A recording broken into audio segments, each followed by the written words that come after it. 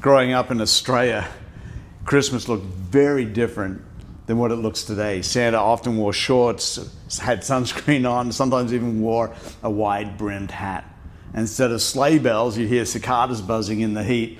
We'd gather for seafood lunches, play cricket in the backyard, and head off to the beach.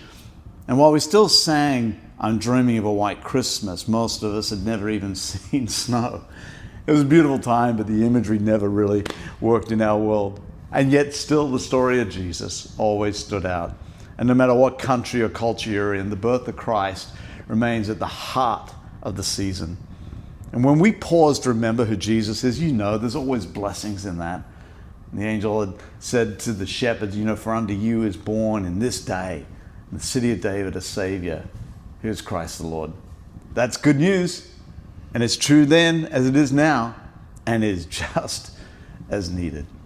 I know this time of year is incredibly full for you, and it's filled with services and pastoral care, outreach, and a lot of unseen effort. And know this, that I really appreciate your leadership and your presence. Thank you so much for all you're doing.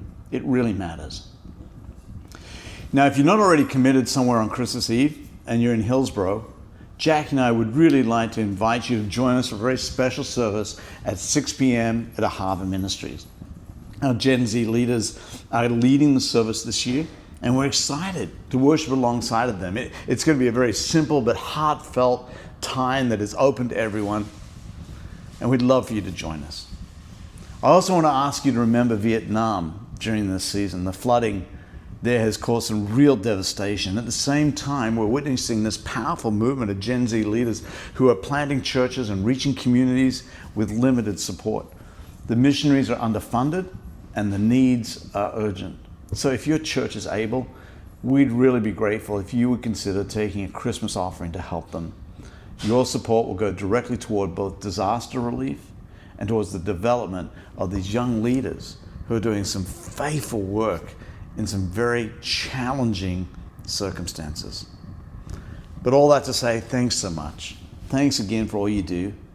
And in the midst of the rush, I'm praying that you will find moments of quiet and joy as you also remember the one who came to be with us. Godspeed. See you all soon. Cheers.